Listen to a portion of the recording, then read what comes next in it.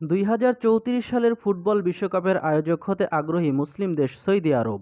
চলতি বছরের শেষ দিকে বিশ্বকাপের আয়োজন নিয়ে ভোট হবে। সেখানে সংখ্যাগরিষ্ঠতা পেলে বিশ্বকাপ আয়োজন করার সুযোগ পাবে মুসলিম দেশ সৌদি আরব। ধারণা করা হচ্ছে বিনা প্রতিদ্বন্দ্বিতায় সৌদি আরবের নাম ঘোষণা হতে পারে। সৌদি আরব বিশ্বকাপের স্বাগতিক হওয়ার প্রস্তাবে পূর্ণ সমর্থন জানিয়েছেন ব্রাজিলের তারকা ফুটবলার নেইমার জুনিয়র।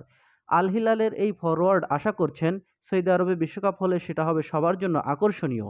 দলটির এই ফুটবলার বলেছেন, সৌদি আরবে বিশ্বকাপ আয়োজনের খবরে আমি খুব খুশি হয়েছি। আমি মনে করি এটি ফুটবল প্রিয় সবার জন্যই বেশ আকর্ষণীয় হবে। এর মাধ্যমে বিশ্বের অনেক দেশই সৌদি আরবের সংস্কৃতি সম্পর্কে আরও বেশি জানার সুযোগ পাবে। এদেশের প্রত্যেকের জন্যই এটি একটি অনন্য অভিজ্ঞতা। এই সুযোগ তাদের প্রাপ্য ছিল।